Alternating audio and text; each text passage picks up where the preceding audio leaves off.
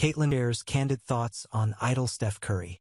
When it comes to Indiana Fever star Caitlin Clark and NBA legend Steph Curry, there are more than a few parallels between the two players and the monumental impact they've had on basketball and their respective leagues.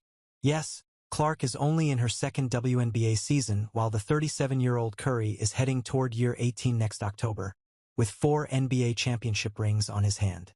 But their style of play and the attention they draw from defenses, just about the moment either one of them passes half-court, is almost identical, in part due to the very realistic threat of Curry or Clark quickly pulling up and dropping a three-pointer from the logo in a way that might make it look just a little too easy. The exorbitant amount of focus that's routinely paid to the duo usually means that at least one player is probably wide open, sometimes maybe two, which allows for great ball movement and others to get involved. So, on Thursday night, the Fever arrived at the house that Curry built to face the Golden State Valkyries, a WNBA expansion franchise in its first season, which made for a pretty easy reason to ask Clark to offer up some words about the NBA's all-time leader in three-pointers. "I grew up watching Steph," Clark said. "To me, he's one of the greatest basketball players of all time.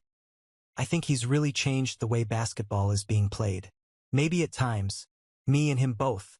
Like kids shouldn't always just go and chuck a bunch of threes, but that's what makes the game so exciting.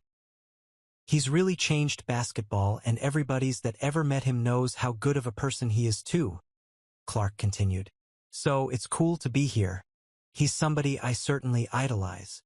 With Clark offering plenty of praise for the widely adored Curry, what might have been the greatest thing to pluck from her first time playing at the Chase Center might have been that she apparently yelled out, "Curry!"